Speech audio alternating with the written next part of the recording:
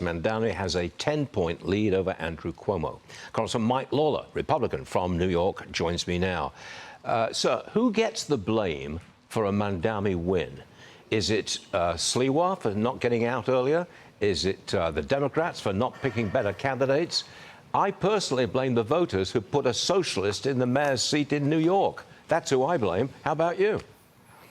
Well, look, the Democratic primary was a disaster. It was a Hobson's choice. Zohran Mamdani ran a very strong campaign that was grassroots-driven, mobilizing young voters. And Andrew Cuomo ran a Rose Garden campaign with arrogance and believing that voters would just elect him simply because. Ultimately, this choice before New York City voters is about the worst choice I've ever seen in a mayor's election. And ultimately, voters are going to have to choose, in my opinion, between the lesser of two evils. And it is obviously a choice they will make. But I think the election of Zohran Mamdani will be a disaster for New York.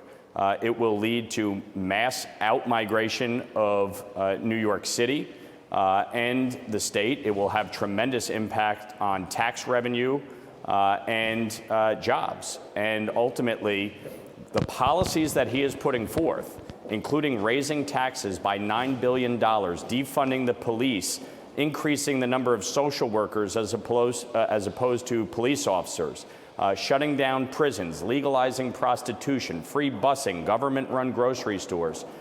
These are Marxist policies that have not worked anywhere else in the world. They will not work in New York City. And New Yorkers will rue the day if they elect him. So there's a few days left. People need to get out and vote your conscience, but ultimately recognize that a 34-year-old who's never held a job, who's a trust fund baby espousing Marxist theory, ain't going to get the job done for New York. You wrap that up very nicely, Congressman. Next case, Scott Bessent. I'm talking now about the government shutdown.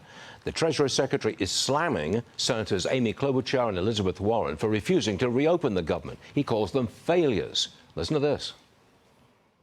Well, just because the Democrats doesn't come to work doesn't mean we don't come to work at Treasury. You know, it's inconceivable to me, inconceivable that Senators Warren and now, unfortunately, Senator Klobuchar, who's normally much more level-headed, has gotten in on this. These two senators have are part of the problem in closing the government. The U.S. government goes on with or without them. They're just proving how irrelevant they are.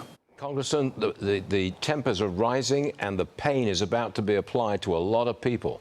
Do you think that ends the shutdown soon? If Chuck Schumer and Senate Democrats had any brains, they would. This is about the single stupidest shutdown that we've ever seen.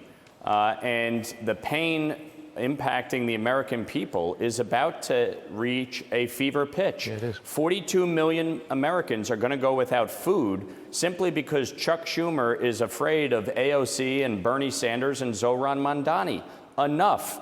Open up the government today, ensure our troops, our Border Patrol agents, our air traffic controllers, and every other federal employee gets paid, and make sure that Americans who rely on critical programs like SNAP and WIC have the resources they need. Democrats could end this today, Stuart, by voting yes on a clean CR and opening up the government. Let's see what happens. Congressman, thanks for joining us. As always, we always appreciate it. Thank you. Yes, sir.